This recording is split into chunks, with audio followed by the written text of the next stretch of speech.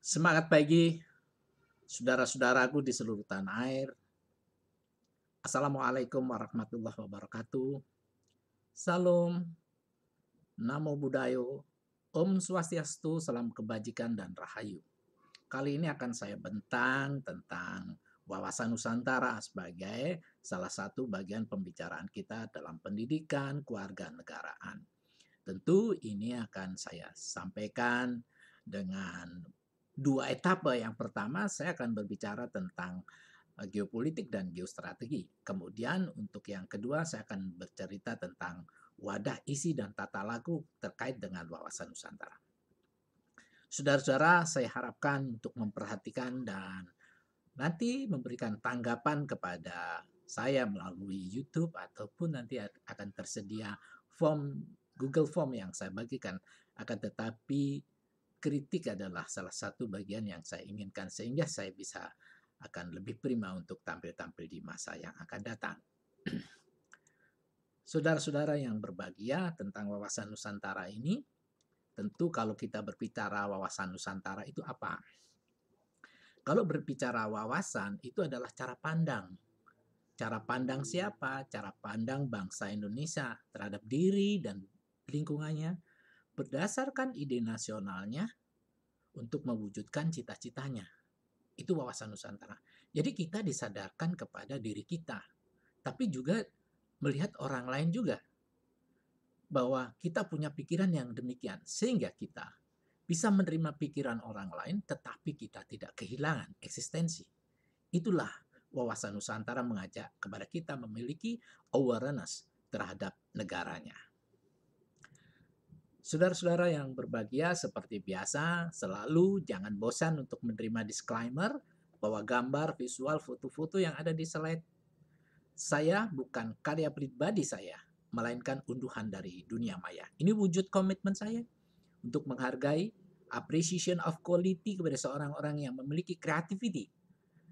Dengan demikian penghargaan itu kita berikan untuk meningkatkan kembali kreativitas kawan-kawan yang slide-nya telah saya gunakan. Terima kasih. Mudah-mudahan berbalas surga. Nah, ternyata wawasan Nusantara itu diberikan mempunyai kompetensi agar mahasiswa itu cinta terhadap tanah airnya. Ada sebuah adigium yang mengatakan amor patriae was nostra lex. Artinya bahwa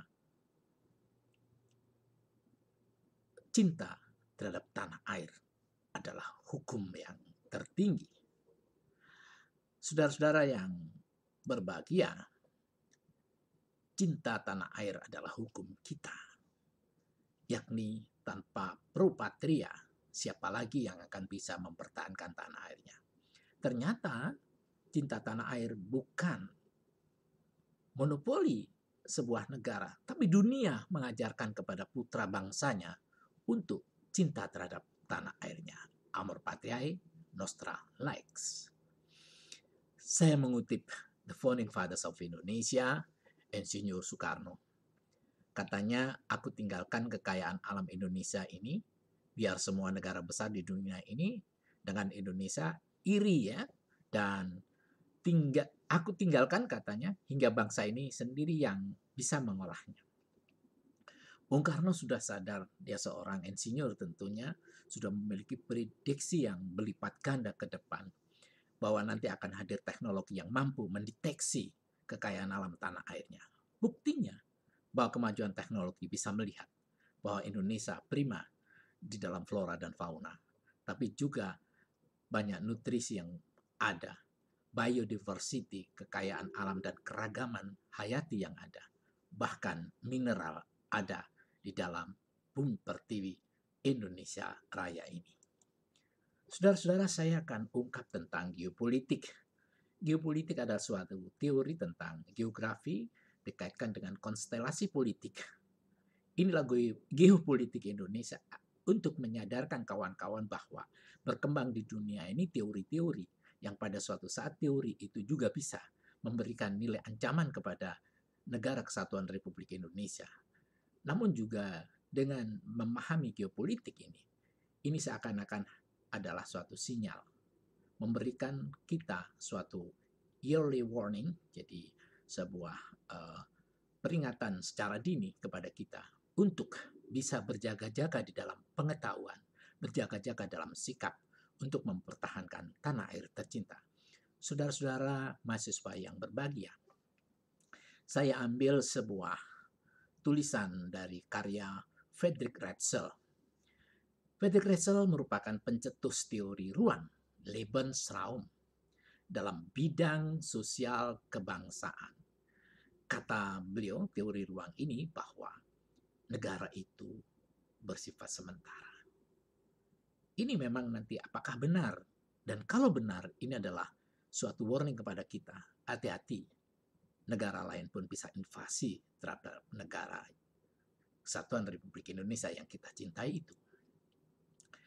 Friedrich Ratzel juga melihat sebuah negara itu dengan teori product life cycle, yaitu tentang daur hidup. Kata beliau, pertama kali negara itu berkembang, mendeklarasikan dirinya sebagai negara, itu termasuk tahapan introductions. Kemudian mengisi perkembangannya, membuat soliditas bangsanya, menguatkan negaranya, membuat cinta tanah air, membuat pikiran-pikiran tentang bagaimana negara ini bersatu, mengulik, mencari beberapa teori untuk menguatkan negaranya. Setelah itu maturity, di arah kedewasaan mereka. Negara ini merdeka, sudah menerima kemakmuran. Akan tetapi pada saatnya, bisa saja kalau kita lupa atau mungkin melupakan diri, atau mungkin kita hanya merenung, tidak ingin memperbaiki diri, maka kita akan decline. Perkembangan teori menunjukkan teori Glasnost memporak-parandakan Rusia. Bahkan hari ini, China pun hengkang dari pikiran-pikiran komunal. Kata Deng Xiaoping sebagai Perdana Menteri, kita mencari kucing yang bisa menangkap tikus, bukan kucing yang kulitnya hijau, kuning, biru, ataupun apapun. Tapi yang penting bisa menangkap tikus. Ini berarti bahwa sudah ke ranah kapitalistik China. China sudah menjadi kapitalistik dunia. Saudara-saudara mahasiswa yang berbahagia, nanti bisa Anda tanyakan tentang apa yang saya sampaikan melalui YouTube atau melalui WA group yang telah kita bangun. Kemudian ada tulisan The Survival of the Fittest. Ini adalah peringatan juga Friedrich Ratzel kepada kita yang lemah mati dalam pertarungan. Jelas. Kalau tadi kita berbicara masalah batas negara itu sebuah batas yang sangat sementara sifatnya, saya kira ini kejadian-kejadian umum yang terjadi di rumah tangga kita bisa terjadi. Bahwa saling survival of the fittest, kemudian menguasai karena wilayahnya terancam sedikit. Suatu misal, anak kita sedang mengkoleksi mainan Hot Wheels yang sekarang lagi terkenal. Saya yakin bahwa Hot Wheels-nya akan ditata di ruangannya. Kemudian ruangan itu tidak cukup. Tentu Hot Wheels yang jelek akan berpindah ke ruang adiknya. Inilah penguasaan. Juga semacam saudara-saudara, sekarang koleksi bukunya makin bertambah, maka buku-buku yang jelek akan mampir di ruangan sebelah milik adiknya atau kakaknya karena ingin menguasai yang lain karena tidak cukup untuk meletakkan apa yang pernah didapatkannya. Ini adalah logika kita bahwa orang itu selalu memiliki keinginan untuk berkembang dan menguasai yang lain. Bahkan tetangga yang kaya jangan-jangan mengancam kita, rumah kita mau dibeli dan disewa. Demikian analoginya. Ketika batas negara bersifat sementara, apa yang terjadi? Antara lain, menguatkan diri kita untuk bisa menjaga eksistensi. Kemudian, harus ada antisipasi. Jangan-jangan hadir sebuah proxy war, yaitu perang dari jarak jauh, menggunakan teknologi dan menghipnosi pikiran kita. Kita porak-poranda perpecahan. Dengan perpecahan adalah menurunkan imunitas negara, menurunkan daya tahan negara, menurunkan ketahanan nasional. Disitulah bangsa lain akan masuk kepada pikiran-pikiran kita. Saudara-saudara yang berbahagia, saya juga mengambil pemikiran Rudolf Kjellon. Kalau tadi teori ruang yang ditulis oleh Friedrich Hetzel, bahwa Rudolf Kjellon mempunyai pikiran bahwa teknologi dan budaya itu bisa menguasai kita. Teknologi dan budaya. Dan tidak berasa kita melihat kemajuan semacam Facebook. Ternyata tidak sampai setengah tahun nama-nama Facebook dari remaja maupun kawan-kawan mahasiswa sudah berubah gaya Korea. Yang dipasang bukan fotonya lagi, tapi artis-artis Korea. Bukankah ini terjajah dari sebagian pemikiran kita? Juga kita sudah berubah juga dengan gaya-gaya kita. Sekarang menurut research, bahasa kita itu terkurangi karena hadirnya penetrasi budaya asing. Adik-adik kita yang kecil sudah tidak berkata merah muda. Dia katakan sudah dengan kata pinks. Merah sudah nggak merah lagi, red. Semacam itu, tidak terasa. Sekarang juga ada istilah, sedang kemana? Saya masih OTW, on the way. Ini adalah budaya dan teknologi kepandaian seseorang secara tidak langsung akan diabsorpsi seseorang dan berubahlah. Suatu pikiran-pikiran kita ternyata kita terjajah secara masif di otak kita, di pikiran kita. Dan padahal pikiran dan keyakinan akan merubah tindakan. Bahaya, saudara-saudaraku sekalian, maka perlu memahami pikiran-pikiran geopolitik ini. Rudolf Kjellon mengatakan bahwa teori kekuatan yang menyatakan bahwa negara adalah kesatuan politik yang menyeluruh serta sebagai satuan biologis yang memiliki intelektualitas. Jadi, setiap negara itu punya semacam organisme biologis yang memiliki intelektualitas. Dia akan berkembang terus pemikirannya, knowledge-nya, teknologinya. Ini akan berkembang terus. Dia harus saling belajar. Nah, ketika teknologi lebih unggul dari yang lain, ya, memiliki perbedaan different dengan yang lain, maka kecenderungan yang lain yang tidak memiliki terperdaya akan mengikutinya. Ada loh sebuah adigium yang salah. Ya. Argumentum et populum. Jadi argumen yang mengatakan membenarkan sesuatu yang bersifat memasar. Artinya kalau semua menggunakan teknologi itu kan kita tidak menggunakan teknologi, otomatis kita akan menjadi followernya. Padahal seorang yang paling bagus menjadi leader. Apa gunanya jadi follower? Inilah Rudolf Kjellon memperingatkan kepada kita. Jagalah bumi pertiwi ini. Jagalah tanah air kita. Jangan sampai karena kekuatan intelektualitas yang hebat kita terjajah oleh mereka. Saudara-saudaraku yang bahagia, ini suatu contoh. Di Jepang itu berkembang dengan istilah Kanban system atau just in time. Jepang pernah berpikir ya, dalam buku Evolution of Toyota Production System itu, Taichi Ohno, dia menuliskan bahwa kita itu tidak perlu punya gudang. Kita itu kalau bisa gudang kita berada di mana-mana. Coba sekarang berapa dealer yang ada di seluruh kecamatan di Indonesia? Itu adalah gudang-gudang dari Toyota, gudang-gudang dari Yamaha dan sebagainya. Kita tidak bisa menyalahkan Jepang. Karena Jepang mempunyai intelektualitas yang tinggi. Sehingga secara tidak langsung mereduce cost. Biaya yang dikeluarkan harus membuat gudang-gudang tidak perlu. Sekarang sudah dititipkan ke dealer-dealer di seluruh desa dan kecamatan. Ini bukan masalah dijajah saja, tetapi ada semiosis mutualis, tapi menguntungkan mereka yang memiliki intelektualitas yang lebih tinggi. Ini peringatan bagi kita semuanya, saudara-saudara sekalian. Kemudian Karl Haushofer, ini mohon maaf, saya sering mempunyai suatu personality trait yang tergesa-gesa dalam membaca, menulis, menjelaskan ya, karena tidak kuat menahan apa yang sudah tersimpan di pikiran saya yang saling muncul terus-menerus. Sekarang kembali lagi kita berpikir tentang Karl Haushofer. Dia menerima pemikiran Friedrich Hetzel, Karl Haushofer juga menerima pemikiran dari Rudolf Kjellon. Katanya, ruang hidup bangsa dan tekanan kekuasaan serta sosial yang rasial mengharuskan pembagian baru kekayaan alam di dunia. Artinya pada suatu saat ada pemikiran yang globality, pemikiran tentang universalitas, bahwa kekayaan itu adalah milik bersama dunia.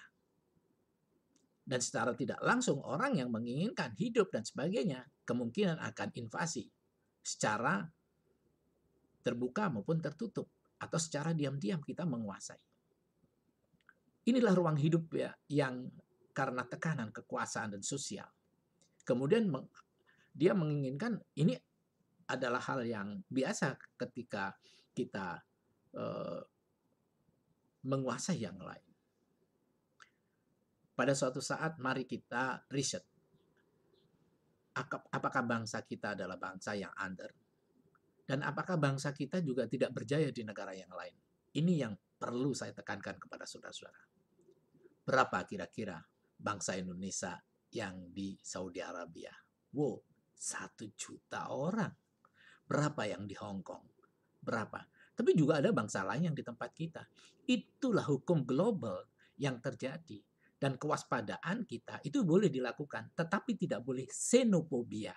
Xenofobia adalah karakter seseorang yang ingin, yang sekali lagi, yang ingin menolak yang serba asing. Itu hal yang salah di dalam kehidupan berbangsa dan bernegara.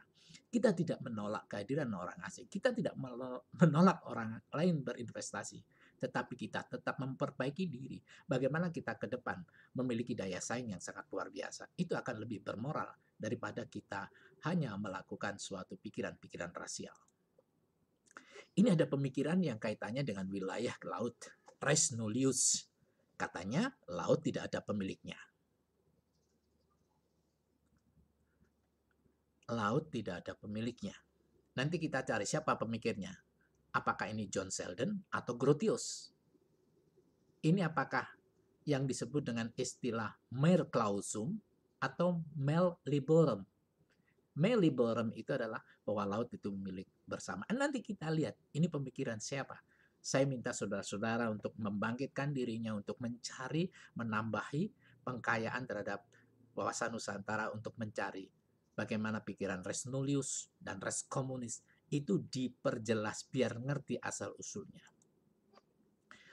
Res communis, laut milik bersama. Kalau tadi adalah res nullius, laut tidak ada pemiliknya. Ketika laut tidak ada pemiliknya, maka apa yang terjadi? Setiap orang berhak memilikinya karena laut tidak ada pemiliknya. Maka siapa yang menang? Adalah mereka yang mempunyai respon kemajuan. Mereka yang berintelektualitas tinggi. Mereka adalah yang willingness terhadap knowledge, yang terus menambah dirinya menjadi hebat. Tapi res komunis adalah laut milik bersama. Karena milik bersama, tidak seorang pun berhak memilikinya. Ini bedanya res komunis dan res nullius. Indonesia bagaimana? Tidak setuju dengan res komunis, tidak setuju dengan res nullius. Bayangkan kalau kita setuju dengan res nullius, maka orang lain akan menyerang kita dan kita tidak punya daya pengakuan terhadap wilayah kita. Juga laut milik bersama, siapapun akan memiliki. Ini juga tidak bisa sifat-sifat komunalitas itu berkembang juga di tanah air kita.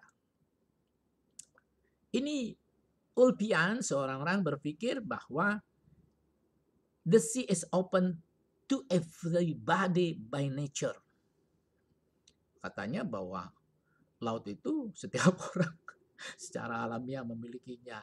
Nah, ini juga kita lihat ini bagaimana, apakah ini jalan tengah? Nanti akan kita bisa diskusikan ketika saudara mendalami lagi. Ini Celsius mengatakan, the sea like the air and common to all mankind. Jadi katanya bahwa laut itu sama dengan udara. Laut itu sama dengan dirgantara. Yaitu semua orang berhak memilikinya. Jadi Celsius dan Alban adalah bagian penganut dari res nullius dan res komunis. Inilah yang harus kita pahami bersama. Nah, ini saudara-saudara. Kita pernah dijajah Belanda. Ketika kita dijajah, maka sebelum kita memiliki undang-undang sendiri, maka kita masih menganut undang-undang pemerintah Hindia Belanda yang kita sebut dengan Ordonansi tahun 39. Territorial Zen and Maritime Kringen Ordonansi. TZMKO 1939. Dalam peraturan itu, pulau-pulau yang ada di Indonesia itu sejauh 3 mil dari pantai. Coba, kalau 3 mil Madura dengan Sumatera itu hanya dihitung dari pantai 3 mil, kemudian Sumatera dihitung 3 mil, berapa wilayah laut yang kosong? Itu dianggap miliknya internasional. Bagaimana? Apakah dari Sumatera dan Kalimantan? Itu jauh sekali. Itu hanya dihitung dari daratan 3 mil setelah surut dari Sumatera, kemudian 3 mil dari Kalimantan setelah surut dihitung 3 mil, dan wilayah yang kosong itu jadi wilayah internasional. Ini ordonansi 39. Oleh karenanya ketika pemerintah kita merdeka lalu pada tahun 57-an ini berpikir kalau demikian maka tidak menutup kemungkinan kita akan menjadi negara yang laut yang luas, padahal laut itu adalah kekayaan alamnya tidak terbatas. Ini bisa dikuasai oleh negara yang lain, atau kalau menurut tadi yang disebut dengan laut milik bersama, jadi kebersamaan yang memiliki. Nah, ini adalah sudut-sudut pemikiran yang harus dibenahi. Nah, ini yang digambarkan ordonansi 39. Coba kalau ini 3 mil, Sumatera itu hanya demikian, saudara-saudara. Nah, kemudian ini ada pulau lagi 3 mil. Ini pulau. Dan ini kosong. Ini kosong. Akan dikatakan yang kosong-kosong yang di bawah merah itu adalah miliknya internasional. Padahal keinginan kita dari Sabang sampai Merauke itu adalah wilayah lautan yang dihiasi pulau-pulau kita. Ini ordonansi 39. Maka para pemimpin bangsa ketika itu sudah berpikir, yaitu Juanda berpikir, kita harus mendeklarkan bahwa kita tidak setuju dengan ordonansi 39. Lah, ini kan kita harus nurut undang-undang pemerintah Hindia Belanda. Nah, ini harus kita buat. Akhirnya pemerintah Indonesia membuat bagaimana wilayah tanah air kita itu tidak seperti halnya di ordonansi 39. Juanda mendeklarasikan pada tahun 57, tepatnya 13 Desember tahun 57, deklarasi Juanda. Nah, saudara-saudara sekalian, dan ini ada ilustrasi gambar dari perangko. Kebetulan saya senang koleksi perangko. Ini adalah perangko 50 tahun deklarasi Juanda. Saudara-saudara, deklarasi Juanda itu apa? Ini yang perlu kita jadikan pegangan. Deklarasi Juanda itu adalah deklarasi yang menyatakan kepada dunia bahwa Laut Indonesia adalah termasuk laut sekitar di antara dan di dalam kepulauan Indonesia menjadi satu kesatuan wilayah negara kesatuan Republik Indonesia. Jadi yang tadi hanya digambarkan merah-merah itu adalah laut kita, sekarang kesatuan dari titik terluar pulau kita. Umpamanya di Sumatera ada pulau di atasnya, ada Pulau Nias, di Jawa ada Pulau Nusa Kambangan. Itu dihitung setelah surut itu 12 mil. Kemudian dari titik-titik terluar itu dihubung-hubungkan. Itulah jadi wilayah Indonesia. Itulah yang dimaksud dengan deklarasi Juanda. Nah, akhirnya ini wilayah kita biru ini. Ini wilayah kita yang biru ini. 12 mil. Bagaimana kalau di sini sudah ada Malaysia? 12 mil. Tentu dihitung sama-sama, yaitu kita diambil titik tengahnya. Dan inilah akhirnya wilayah Indonesia yang ada titik-titik ini nih. Sedangkan yang biru itu adalah zona eksklusif yang dimiliki, zona eksklusif ekonomi, di mana kita bisa mengeksplor ekonomi yang berada di sekitar landasan kontinental kita. Kita hitung 200 meter dari landasan kontinental. Itulah saudara-saudara sekalian, setelah deklarasi Juanda, tidak-tidaknya ada rasa aman kepada negara kesatuan Republik Indonesia itu. Ini adalah zona ekonomi eksklusif, saudara-saudara. Kita hitung wilayah kita menurut deklarasi Juanda adalah teritorial Indonesia itu adalah 12 mil. 12 mil ketika surut, dan disinilah batas wilayah Indonesia kalau itu dihitung dari pulau. Namun dihitung lagi dari titik ini ke 200 meter, 200 mil maksudnya, itu namanya adalah zona eksklusif. Jadi di mana secara eksklusif kita boleh mencari ikan di sini, kekayaan, mengebor untuk kepentingan mengambil minyak dan sebagainya diperkenankan. Tapi setelah ya 212 mil dari yang landasan kontinen ini ke sana sedikit sudah laut bebas. Semua orang bisa memilikinya. Ini yang terjadi di negara kita.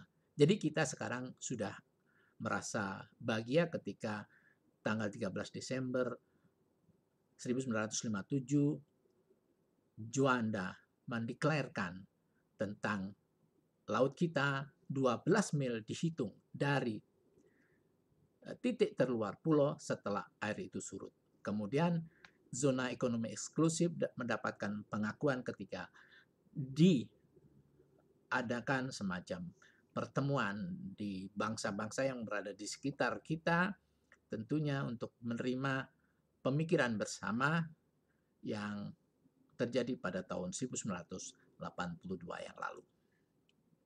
Terima kasih perhatiannya saudara-saudara sekalian. Itu tadi, saya masih berharap kepada para mahasiswa untuk enrichment, pengkayaan.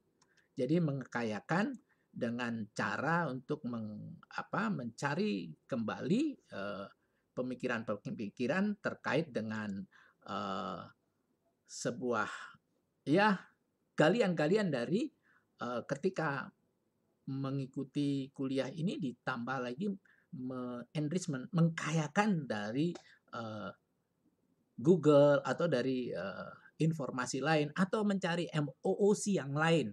Ya, ada diperkirakan membuka wawasan Nusantaranya milik dari universitas lain sehingga mengenapi atau lebih completely in knowledge itu akan lebih bagus. Baik, saudara-saudara sekalian, saya tetap berharap bahwa negara kesatuan ini memiliki umur yang sangat panjang. Dan akhirnya, saudara, saya ingin mengatakan bahwa menjaga NKRI tidak hanya pada fisik, tapi pada pengetahuan yang hebat yang harus kita lakukan. Terima kasih perhatiannya. Assalamualaikum warahmatullahi wabarakatuh. Om Santi Santi. Semangat pagi.